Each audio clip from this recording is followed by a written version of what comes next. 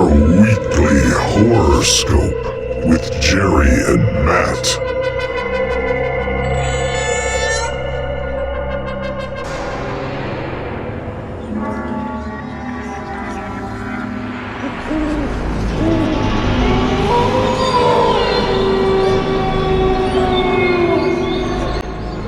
Hey, good evening, horror fans. Welcome again to another edition of the Weekly Horoscope.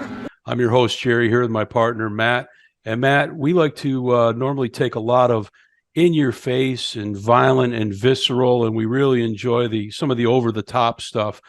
But this week, we're going to focus on maybe a little bit less being more. We're going to talk about some subtle horrors that, rather than bash you over the head and slit your throat, maybe just get under your skin and work at you slowly. Yeah, we often associate horror films with like a cornucopia of sensory stimulation, from eerie music to haunting and grotesque visuals. But like in all forms of art, there's always a minimalist approach. And if it's done properly, it can be very artistic in its own right. And I think two of these movies are great examples of that. When we talked about this category, some movies jump to mind like The Others, It Comes at Night, and the Guillermo del Toro Spanish movie, The Devil's Backbone. Those are some of the ones that jumped into my mind as far as being, subtle and haunting in their approach. But I like the ones we have here as well, and they're going to be fun to talk about. Yeah, I agree. Another one that I kind of thought about, and this could be controversial, I don't know, but the original Halloween, which kind of the one of the movies we'll talk about today, kind of pays a homage to that movie in a lot of sense. So there was that, some of those 80s movies, they're the kind of the stalkerish feel. They're not doing a lot, but they're kind of just creating a lot of tension. Yeah, that's a great point with the original Halloween, and that there isn't that much shown. It's a lot of suggestion. It's a lot of jumps. It's a lot of creepiness, camera angles, music. But it's not like you get to the mid 80s and the full out slashers are just blood and guts spraying everywhere. And it definitely doesn't do that. Right.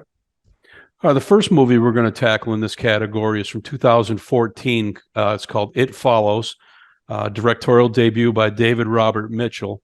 And this film, I actually saw it in the theaters. There was a great buzz when this came out, that it was different, that it was unique. And it took me a couple viewings to really start to enjoy it to the depth I do now. On first viewing, and maybe it was hyped so much, I was expecting too much. I was a little bit, okay, it was okay. It was a little disappointing. Yeah. I think now there's a greater depth to it that I enjoyed upon multiple viewings. Yeah, I saw it and loved it immediately. I didn't really know anything about it. I kind of just watched it on Netflix as soon as it hit Netflix, and I didn't know what to expect. I try to stay away from spoilers as much as I can. So like I sometimes won't even watch trailers. I'll see a movie that I just know I want to see, and I'm like, I don't even need to see the trailer, because trailers just give away too much nowadays. So like sometimes if I see a movie that I know I want to watch, I won't even watch the trailer. I'm like, yeah, that's something I'm going to see. The It Follows is one of those examples. I just didn't. I stayed away from trying to know anything about it, and then when I saw it, I was like, whoa. Like, I thought I was just immediately impressed by everything, from the immediate tension, sheer terror. I love the electronic music, the 80s homage to kind of the Halloween style. I had a great depth of meaning that was actually really different, because it has this 80s homage to it. And in the 80s, there was that trope of promiscuous teenage sex. And this movie kind of flips that on its head and kind of makes that the center of the movie. And I thought that was kind of brilliant in itself. Yeah, I think for me, I think I was victim of too high of expectations going in, and when you're almost inevitably going to be disappointed. But no, it is really, really well done film, and I've enjoyed it more over time. We start with a girl named Annie. And kind of a cool opening scene. She just runs from her house. She's in high heels and pajamas, and she looks tormented, and she looks like she's being chased, but we don't see anybody chasing her. Right. She's freaked out, and just running, but you don't see anyone chasing her. There's no broken window scene, or she's just running out the door. She looks like she's going mad. Yeah. without a reason. But she gets in the car, drives to a beach, and there's a pretty cool visual scene right away where she's sitting on the beach, and she's only lit by the headlights of the car.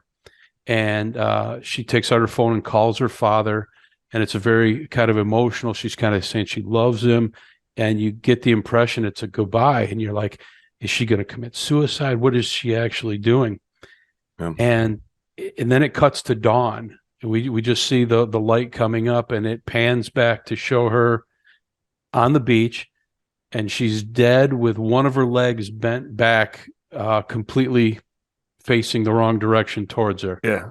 Just pretty graphic. Just snapped all the way back. It's graphic, but like it's not a movie that shows you what happened. It's reminiscent of the Henry Portrait of a Serial Killer, where it would show him stalking a woman and then show her body from the awful things he did to her, but didn't show the awful things. Reminiscent of that, and very effective. Yeah, I love when they don't pander to the audience so much as when a movie allows you to use your imagination and just let it run wild, and then they kind of get to the next thing without you having too much time to overthink it or think about it. So like you have your imagination's kind of running wild, and then it's kind of on to the next part of the story. So and they keep doing that throughout the movie. So they're always building this tension, and your imagination just kind of runs with you the whole time. And I always wonder, are some of these things a byproduct of a lesser budget, where it's easier to do these kinds of things, but they can be very, very effective and really give it a bigger budget feel than what it is. Yeah, they do that a lot. I agree. Like sometimes you wonder if it's budget constraints, but then it's done artistically to the point where it's like, well, the sound quality was great, the writing was good, the acting was good, like the cinematography was well done. Mm-hmm. It didn't feel cheap. It felt like it was exactly intentional. Yeah, totally agree. Then we jump to Annie's story is apparently done. It's kind of just an intro. We jump to our main character, Jay, and she goes to the movies with a guy named Hugh. And at the movies, they're playing a game where they're picking things out, and you got to guess what they're picking out. And Hugh points out a girl that Jay can't see. He said, that girl right there, she's got the bright yellow on. She's like, I don't see anybody. I don't see anybody with bright yellow. Hugh freaks out a little bit, and he panics, and he said, we got to go. We got to leave. And again, you don't understand what's going on. You don't know why, but it's intriguing. And they don't show you the girl he's seeing. He just kind of seems a little weird. Like you don't see that girl, and the camera pans back, and it shows like nothing. Yeah. They so he explains it away when they leave. He's not feeling well, stomach's not settled, built-in excuses. But they go out again the next night, and Jay really likes him, and they end up having sex in his car. And it's like, okay, they're old enough to do what they want, no judgment. Afterwards, he comes up behind her. She's laying on the back seat face down, and he chloroforms her. And that's, you're typically thinking, wait a minute, in these kind of movies, girls are chloroformed before they have sex, not after. Right. Yeah. So it immediately makes you wonder like where this is going. There's a lot of misdirection. And for sure, she wakes up tied to a wheelchair. And he's explaining to her that through their sexual intercourse, he has passed on a curse, and an entity will follow her wherever she goes, and it's going to try to kill her, and she needs to pass it on. And he says, you're a girl, it should be easy. Just find somebody to have sex with you and pass it on. Yep. And he's tied her to the wheelchair to prove this to her. Yeah. And he's waiting, and he says, it's going to happen. It's going to happen. And finally, the proof comes in the form of a naked woman walking through like a ditch and climbing up a hill, like just walking to them. And she's yelling out. The woman just doesn't respond. And it starts the premise for this movie where you're stalked by random beings. Some some you don't know. Some are taking the shape of people that are already present, and some are just random people you don't know. but these people just slowly walk towards you Yep. with menace in their eyes, no weapons, no, it's completely different than, like you said, anything we've seen before in this kind of area. Yeah, they just the beings have this like dead look of they're just zeroing in on you. You know, like a bear sees you in the wild, but like they're just walking. And like Yeah. there's nothing that's gonna get in their way. Like nothing gets in the way of this being. It just slowly walks at one pace. And like he says, like he tells you, is like they're slow, but they're not stupid. So you got to like make sure that you have like whenever you go anywhere, make sure there's like two exits and like try like always be aware of it because it'll constantly. You can buy yourself time if you get in a car and drive away, but it's gonna just constantly come after you. They're almost George Romero zombie-esque in their singular focus, Yeah, but they're slow and shuffling. But it's only one. It's not like a horde that you get overwhelmed by. It's just one. Yeah. But it's kind of cool in its simplicity. And it has like you know what it is? It's like a sleepwalk, like this like slow sleepwalk, but like honed in on you, like you said, very menacing looking. And they usually sometimes they have blood and they're pissing themselves, and it's kind of like grotesque in itself. Yeah, very unsettling and unexplained. Yeah, so his point to him proven, he takes her away. He drops her in front of her house, and Jay and her sister and their friends are there, and they call the cops. And the cops check into this, but Hugh was a fake name, and the apartment he was allegedly staying at is now empty. So they can't really track Hugh down at this point. and when they get to it, he has like cans that were hanging from the windows and doors, so you could hear all the noises and sounds, kind of like sound traps. So he was aware of everything. And then there's also like he's got a bunch of like porno mags and stuff like that. So again, they're alluding to this promiscuous teenage sex, like the dangers of it. Kind of. Yeah, the whole film is a very clear metaphor for STDs and for things of that nature. But it's the promiscuous sex teenager is handled completely different than it's been handled before. Mm-hmm. The next day at school, Jay sees an old woman in a nightgown outside, and she's kind of across the the playground and on the other side, and she's walking towards the building she's in, and she gets panicked and leaves, and she's going down the hallway, and sure enough, this woman in the nightgown is walking down the hallway towards her, just stalking, menacing. Yeah. And she realizes that no one else can see her. Yeah, she yells down the hallway like "hello," and everyone looks at her like "hello," like yeah, no one else can tell. So she goes home. She tells her sister Kelly, and their friends are Yara and Paul. And Paul is infatuated with Jay. You can tell right away. Yeah, like he's got a thing for her hard. Yeah, it's that he has a really funny scene later. We'll get to it when it comes. But yeah. Yeah, then they stay to watch over her, and Paul and Jay end up downstairs. They can't sleep. They watch old horror or sci-fi movies all the time, which is another cool little twist. But they hear a breaking glass, and Paul goes to check it out and comes back and says there's no one there, and he's going up to get Kelly to tell her to come downstairs. But Jay goes into the kitchen and sees a woman urinating in the middle of the floor. So Jay screams and runs upstairs, and she's trying to hide in the bedroom. Of course, nobody else can see. Nobody saw the girl downstairs, and now a unreasonably tall man walks into the room. When I first saw this movie, that part made me be like, "Oh!" I was like, "Oh my god!" Like that. Yeah, that was a really good. It caught me off guard. I did not see that coming. The way he just boom, puts his head right next to Yara's head, like kind of just like right in there, and just asserts himself into the room, and she just has this harrowing scream, and I was like, "Yeah, get out of there." Yeah, and we learned that even in the middle of a single attack or a single stalk, that this person appears as different multiple forms. Yeah, all the time, and that comes into play later, very predominantly. So she takes off. And she grabs her bike and she drives down to the playground, and she's just freaking out, doesn't know what to do. Her friends eventually follow her, and her neighbor Greg shows up. He had kind of heard the commotion, and he offers to drive him around all night, which is a perfect solution short term to this problem because they're on the move. Yep. They end up investigating the next day where he was staying, and this is where we find, the classic apartment that's a dirty mattress in the middle of the floor and not a lot else.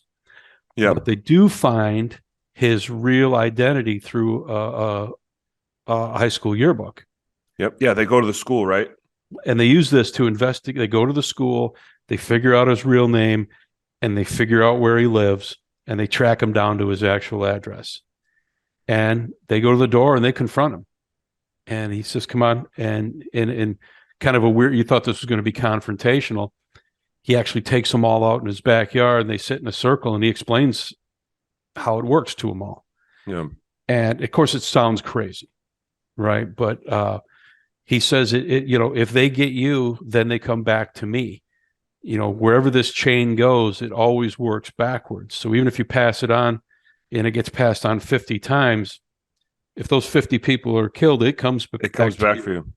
Yeah. Which is really it's really overwhelming because now you're getting the vibe you can't get rid of this. You might get rid of it short term, but it's always coming back. Right, which is kind of the essence of getting an STD, right? It follows you no matter where you go. Yeah. So Greg drives them all to his lake house to buy time because Hugh tells him the entity just walks.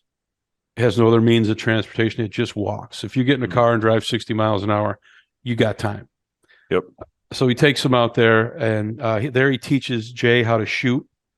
And they're kind of just hanging out. It's a nice lake house, and they're kind of enjoying themselves. But while they're sitting around the lakeside, the entity appears, and this time it appears as Yara. Yeah, kind of like a bloody nose or something. Yeah, because Yara's right there in the water, and then Yara walks out, and only Jay can see her. Yeah, because our other friend is sitting there talking to her, and she sees the Yara demon or whatever it is, coming up behind her and doesn't even think of it. Yeah.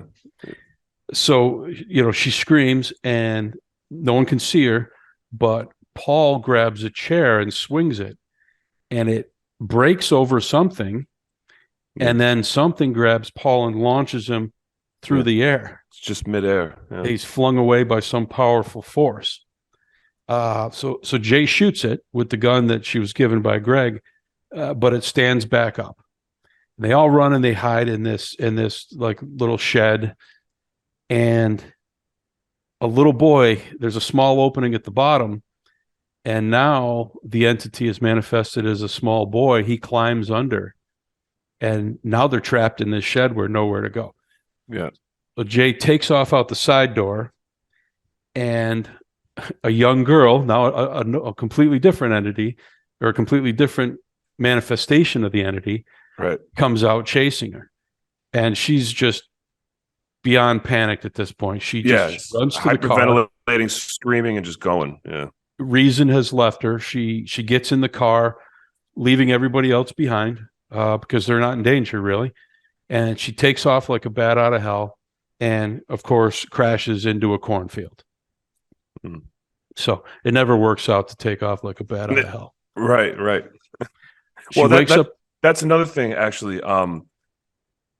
This is very meta for the movie. But when she's in the class, the teacher is reading. It's by T.S. Eliot. It's a poem, the love song of J. Alfred Prufrock, and it's actually about the being paralyzed by indecision. Like that's what they're.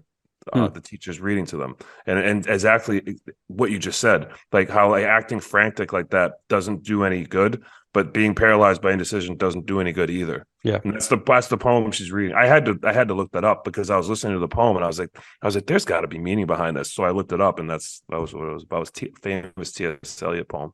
Yeah, I love those. Hidden side meanings in there. Yeah. So she wakes up in the hospital with a broken arm. Greg is there, the whole crew is there with her, and Greg doesn't believe in anything they're talking about, even though, now we have further proof. The door pushed open, the chair broke, Paul got launched. Yep. It seems to be pretty clear there's something going on, but Greg doesn't believe it. So him and Jay actually have sex in the hospital. And for a while, it seems like nothing's happening to him.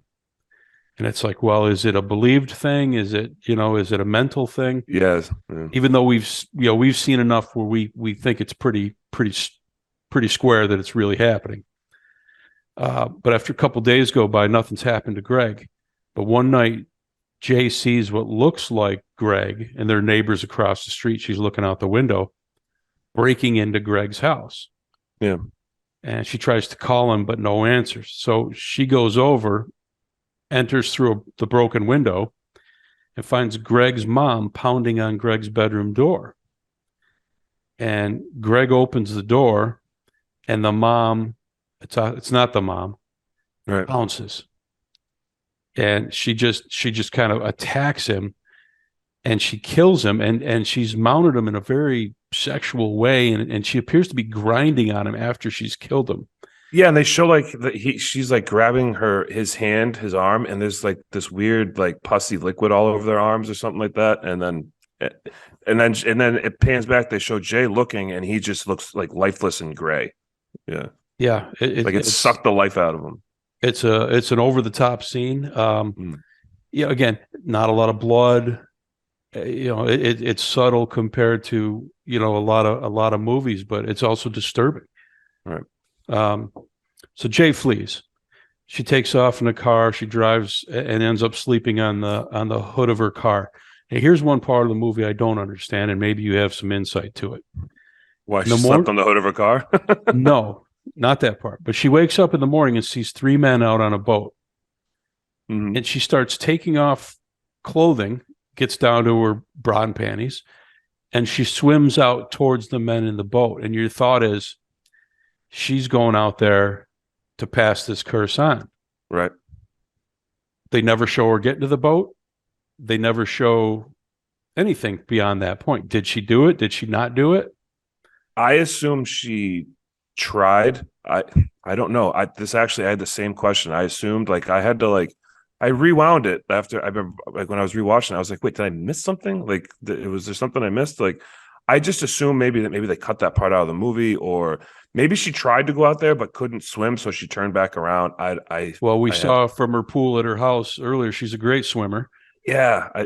It's very unclear. Like, you think, she might go sleep with all 3 of them and buy herself more time. Who knows? I thought that's what she was doing, and then they don't show it, and it just. And then immediately thereafter, she's back home, where Paul offers to, be a noble gentleman and sleep with her. Which is, I think, the funniest part of the movie, because he sees what's happening. He's even being affected by it. And he's so desperate to have sex with her that he's willing to be haunted by a demon and just to do it. And even though he knows she's traumatized by it, he's still like, hey, if you still want to, like, I'll help you out. Wow. I'm like, wow. Yeah. That was crazy. And as they go to leave, they come up with a plan. They have a plan where they're going to kill the entity, kill the demon, whatever it is. As they pull away, there's a naked man standing on top of her house glaring at her, which says to me she didn't pass it on the boat. But it's just so unclear. Yeah, I agree. That's the one part of the movie that just I was scratching my head. I don't know. It's like they had more in mind but didn't finish it, so they maybe probably didn't make the just final cut it out cut completely. Yeah, I don't know. You could maybe if she showed a moment of guilt and said, I can't do it, and turned around and swam back, it would be, something. Something, but they just kind of leave that unchecked. I don't know. Anyway, I'm just as curious as you. I have no idea.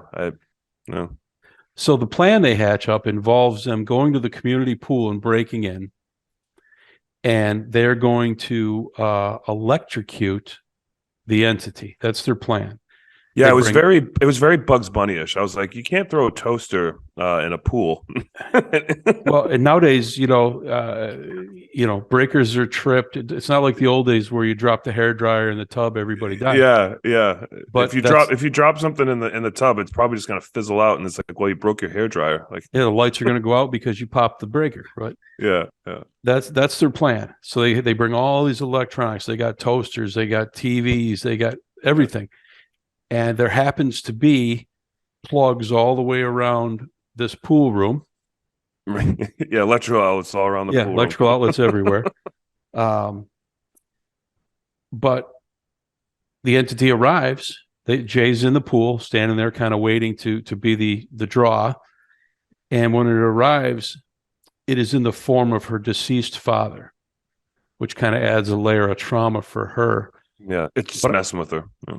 I found it interesting through this movie, other than like the mom answering the door when they went to Hugh's house, or the entity manifesting as Greg's mom when he kills her.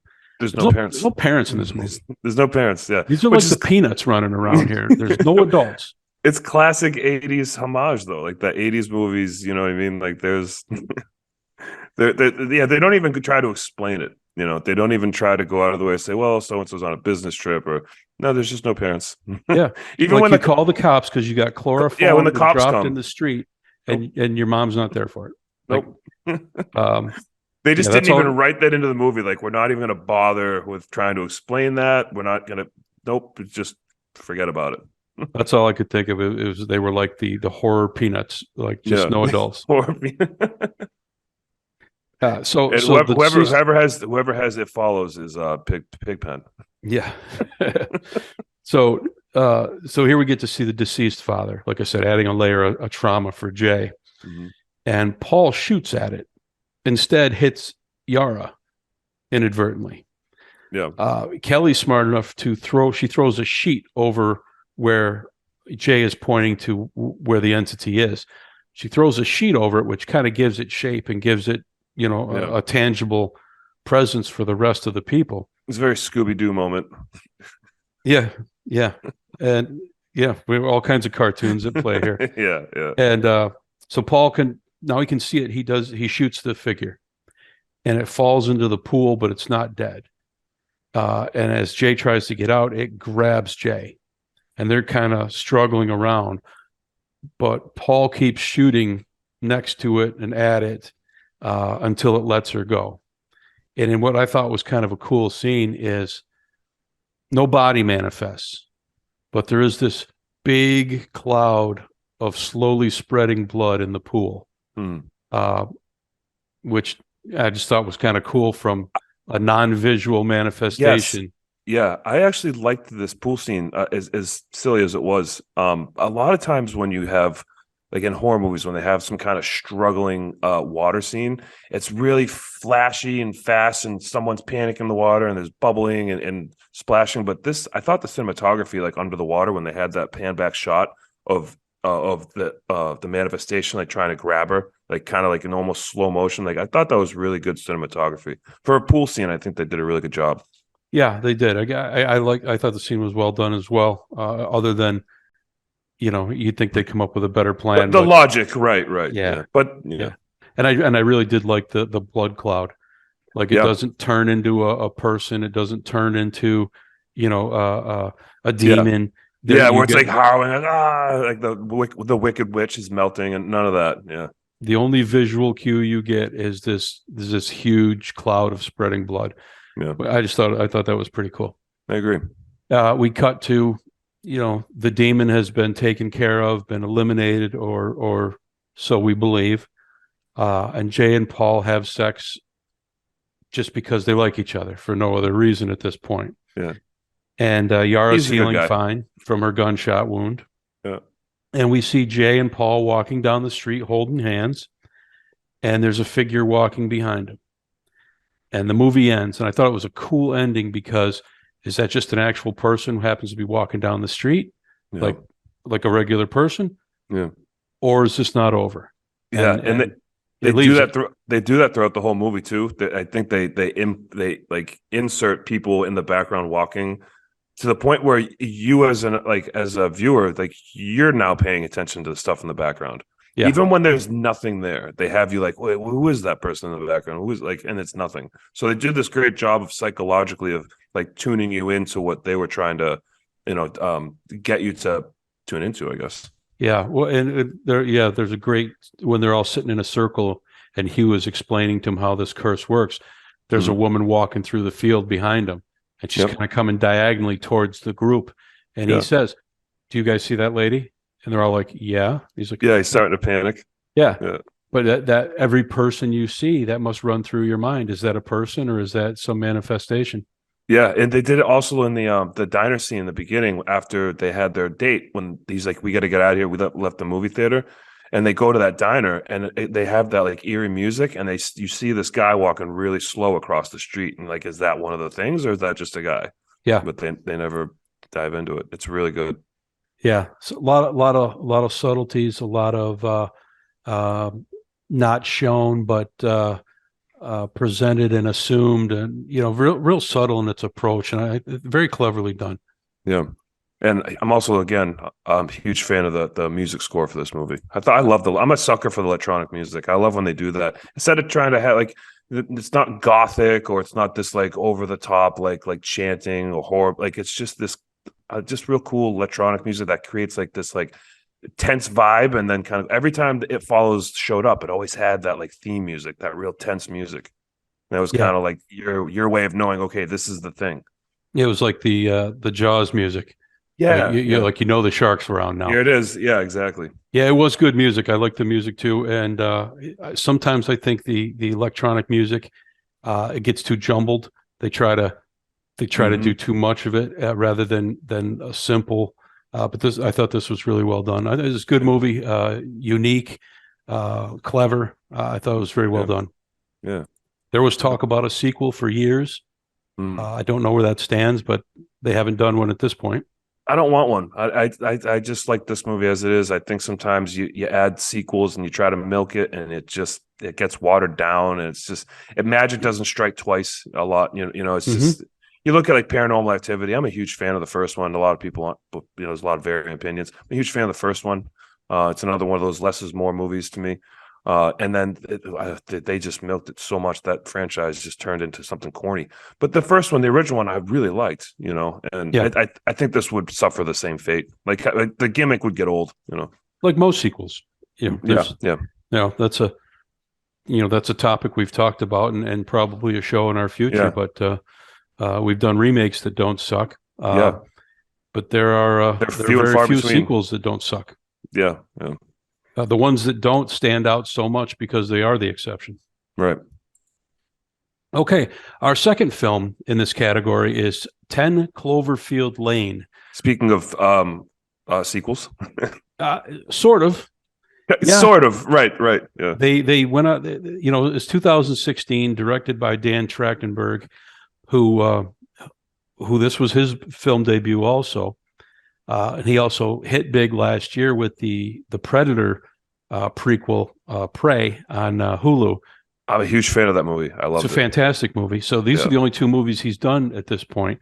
He's done a lot of TV shows, but this movie is really, really clever. And you could have this entire movie not be a tie-in to Cloverfield in any way, shape, or form.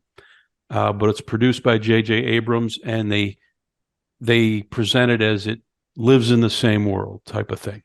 Yeah, it's a franchise that focuses on like worldwide alien invasion. And then this movie, it's a microscopic level of captivity that focuses on just three characters.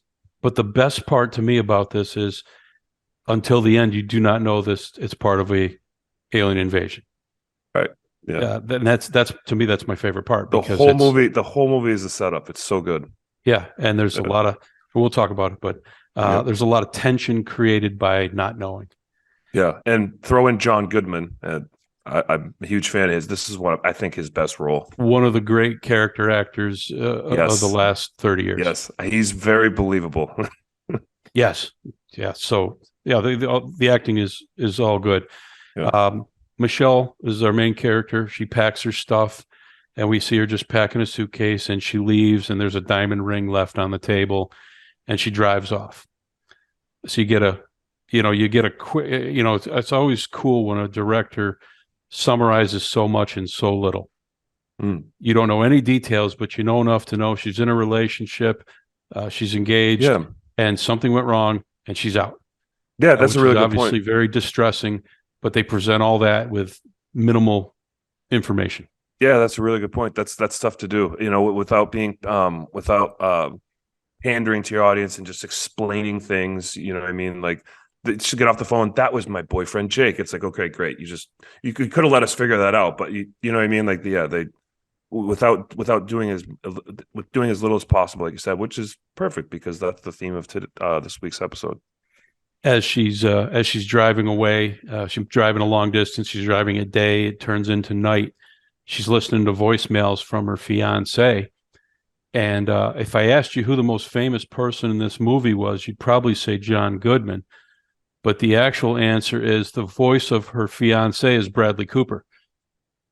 Is it real? I did not know that. Yeah, if you hear the voicemails, it's Bradley Cooper, and he's credited at the end. But how did I miss that? All he is a voice, and he's just begging her to come back. But while she's driving at night, she's hit by an unknown object, and she rolls off the road. And we cut to her waking up in a concrete bunker, and she's handcuffed to a railing and has an IV in. And seems like an abduction at this point. Seems like a lot of things. This could go in a lot of directions. If you watch horror movies, this has been done 100 different ways. Yeah, I mean, we could have put this in the prison horror episode. Yeah, except it becomes not what you think it is. As this movie does a lot. Right. She uses her IV pole to pull her stuff closer, and she gets out her cell phone, but there's no signal. And a large man walks in, brings her a tray of food, and tells her he's keeping her alive and that no one is looking for her. And it's just such an interesting way. And the way John Goodman speaks to her and the way his mannerisms are, he has this menace, and you really think he's done bad. You really think he's abducted her. Yeah, he plays the role so well because it's a complex character. There's this like overprotective father figure, and also this like a menacing abusive figure in the same time. Like, it's almost like he cares for her so much that it becomes overly protective, but he also has this abusive feel to it, and he kind of like teeter-totters back and forth throughout the entire movie, like on that edge, and it just leaves you guessing, and it's done on purpose. And he wants to be appreciated. That becomes very predominant in his words and actions. Mm-hmm. But she thinks she's captured and locked up by a madman. So she takes one of the crutches and she sharpens the wooden end to a point. And then she starts a fire inside the air vent. This causes the man to run in, and she tries to attack him with the pointy end of the crutch. Right. And but he ends up subduing her, and he gives her a shot of something, knocking her out. And when he wakes up, he tells her, "Hey, I'm Howard. There's been some kind of attack outside. Everyone outside is dead, and the air is unsafe to breathe. You're here in my safe bunker." And you get, okay, well, this is different than what I thought. He gives her, he had given her the keys to the cuffs, and when he brought her the crutches so she could uncuff herself. Like, was she cuffed in the first place so she didn't roll out of bed? You don't know, but just to slow down the initial panic. There's probably going to be that initial panic, and he just wanted to be like, "Hey, you need to relax. Here's some food. Right, here's what happened." He probably expected that initial panic, right? But it keeps teetering on is he caring for her or is she a prisoner?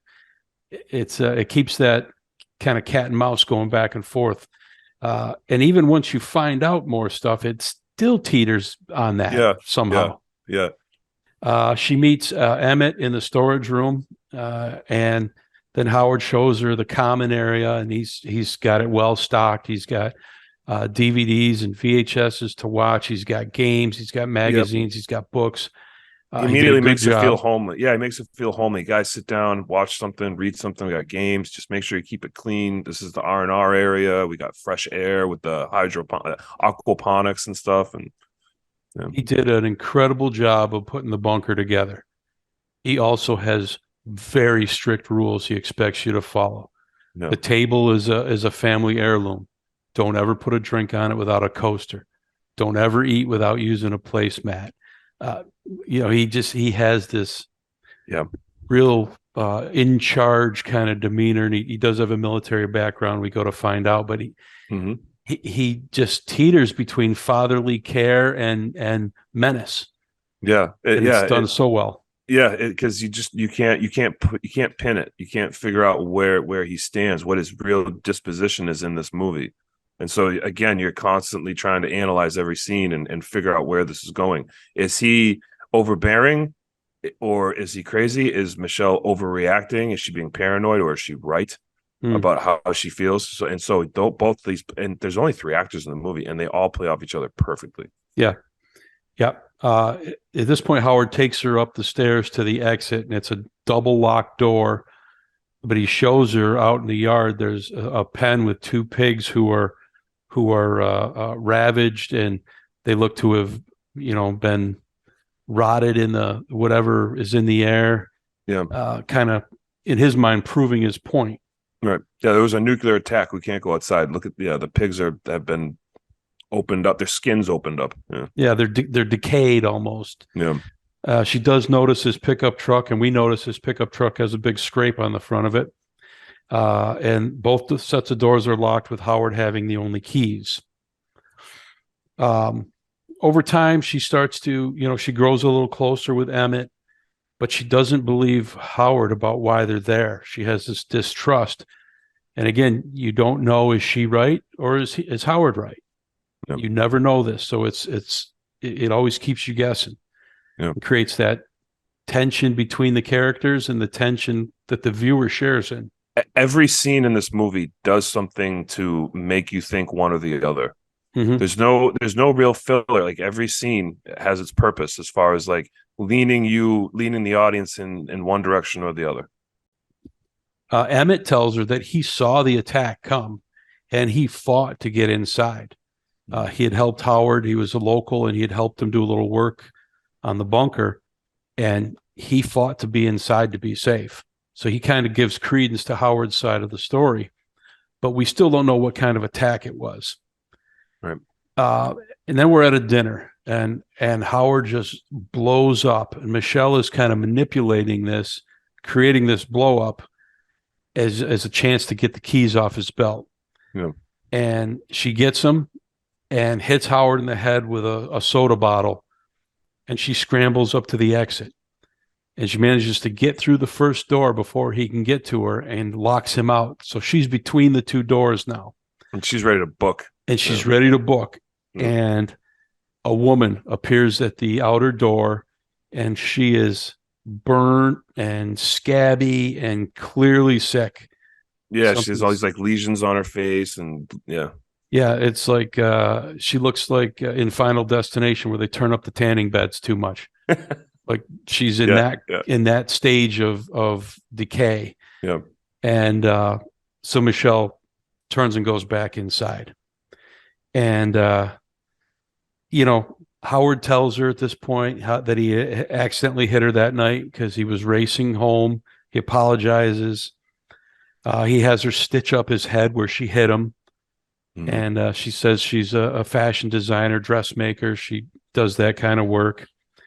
And they kind of settle into a routine, and they almost start to normalize their situation, become like a little family. Yeah, she accepts it. She's like, okay, there's the people out there, the pigs, there's something going on. Maybe I am safer in here. Yeah. And then we're in this kind of comfortable groove for a little bit.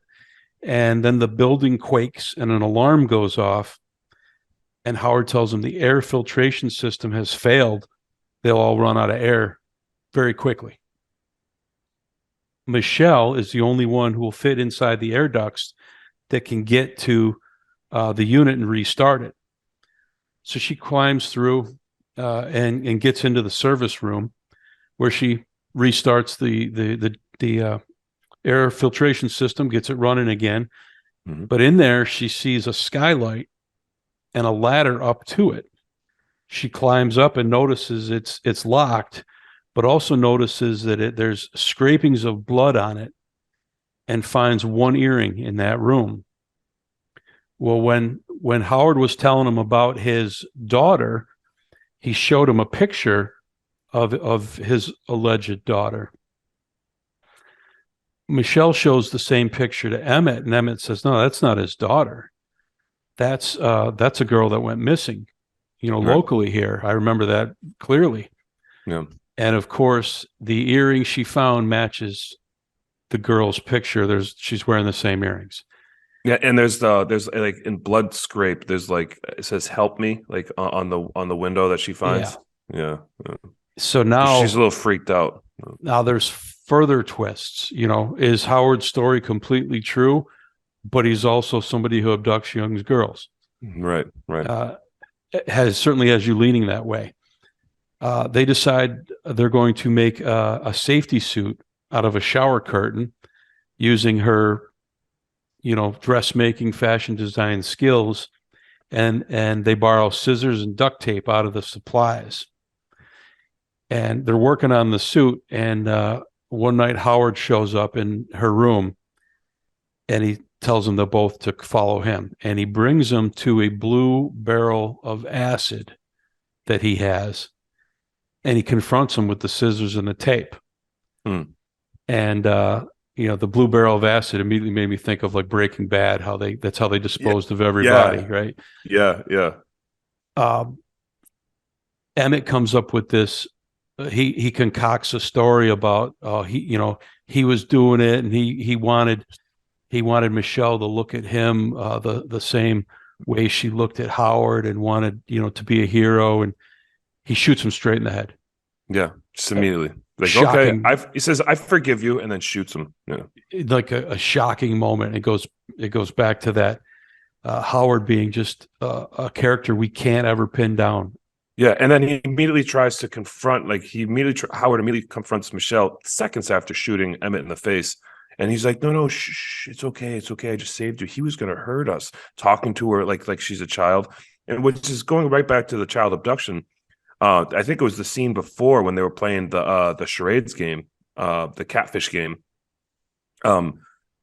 He's Howard's word is Little Women, and he can't figure out what the word is. Yeah. And he keeps referring to a girl as like a little princess, a little princess, a little girls. Yeah, he can't say woman, and so it kind of alludes back to like the way he's treating Michelle as like a little girl. Yeah, and at that same moment, he tells her, "I just want us to be a happy family." Yeah. Well, now it's just the two of them. Back in her room, Michelle actually finishes the suit, and Howard's coming in. She has it kind of tucked under her mattress, but there's a little bit hanging out, and Howard sees it, and he blows up. Well, she manages to lock him in her room, runs out and finds Emmett dissolving in the acid barrel. Of course, Howard has the key, so he gets out of her room and confronts her, and she pushes the barrel of acid over, spilling it all on him. Yeah, he trips and falls on it, running all over. Of course, the leaked barrel starts an electrical fire as it burns through one of the electrical cords. Yeah, it's going to burn through everything. So she tries to leave. She's going back up, and now Howard is disfigured with the acid burns, and now he's really monstrous. Now there's no question about, is he good guy, bad guy? At least in this form, he's grotesquely monstrous, and he's after her. He's just growling after her. Come back. Yeah. She pulls a supply shelf down on him to slow him down, and then she gets into the air duct, and Howard starts stabbing a knife up through the air duct, and she's trying to dodge it and stay away from it. Yeah. Classic air duct scene, by the way. Yeah, absolutely. And he gets to an opening and gets her leg, but she manages to kick loose and get free. She gets up into the service room, and she puts on her homemade hazard suit, and she breaks the lock by freezing it with an air canister and a trick Howard actually taught her back when they were all playing he said nice. They would do it. They would do it in the Navy. He said, yeah. So she breaks it and she gets out. She climbs out the top, and she walks to Howard's truck, And as she's getting in, of course, she tears her suit on the door of the truck. Mm-hmm. So she's in a panic, trying to tape it up really fast before the biohazard gets in. Right. There's no keys in the truck. And so she gets out and she sees birds flying overhead. And she tentatively pulls off her mask and is willing to breathe the air. Right. Yeah. Her car is actually on site, and she runs to it and tries to get in, but she sets off an alarm. At this point is when the alien biomechanical creature / ship starts floating towards her, and it starts releasing these big billowing clouds of a green toxic gas.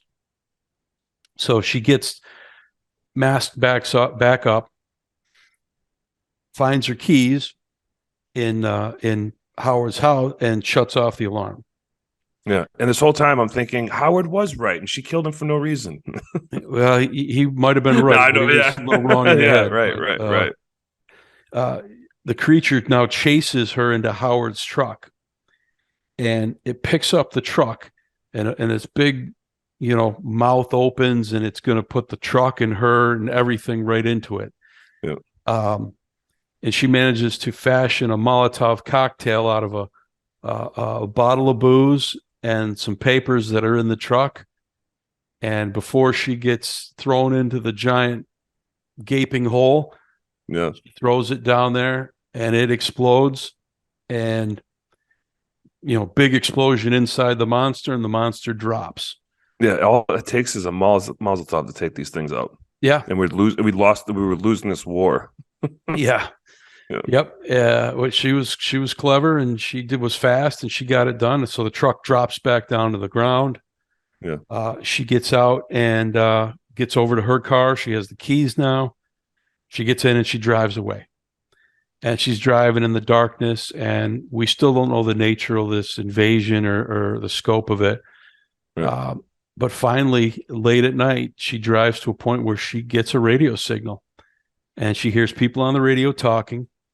And the group is assembled in Houston, and they're asking for help. They're looking for people with medical training or who have fought these things. And she sits there for a minute, and then she turns on the, of course, there's always this perfect sign. Houston's this way. Houston that way, 50 miles that way. Yeah. Not Houston is this way. It's like, oh, okay, I guess I'm going to Houston. Yeah.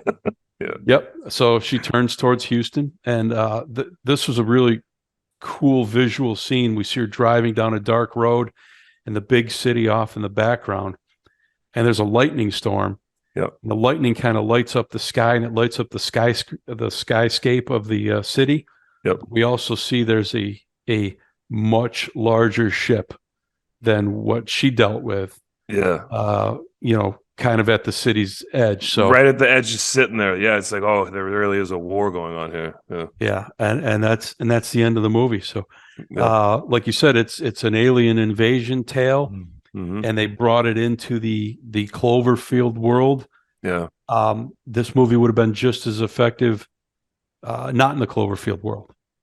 Absolutely, yeah. It's just great that it had that name, and J.J. Abrams, but I think he produced it, or he kind of produced it. Yeah. Yeah, and it kind of came on, and it was just, I think it's really cool. Maybe you could do like a bunch of these kind of Cloverfield sub movies, like throughout, like little teeny pocket stories within the Cloverfield universe. I mean, that's kind of how it started, right? It started off with like the real time. It was like the found footage kind of movie. Yeah, the original was the found footage in the New York City, and they did a third one, the Cloverfield Paradox, which that's right happened from space, and that was the least of the movies in my opinion, and it kind of stopped there. Yeah, I was like, yeah.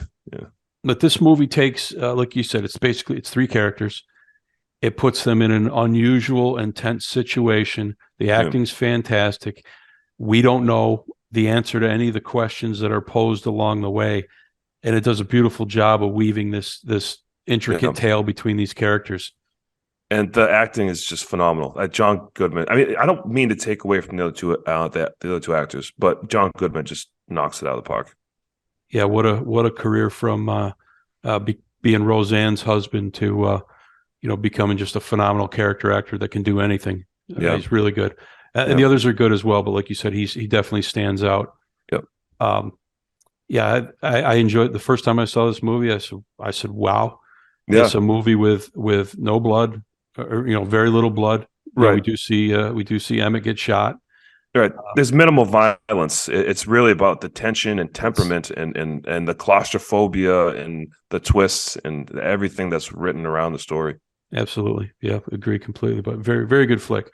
Mm. So, like I said, we usually like to focus on the the blood and the guts and the outlandish, which are great, and I love them. But sometimes these subtle ones just can dig under your skin and really they just do hit an you the awesome right way. job. Yeah, I agree. There's some of my favorite films.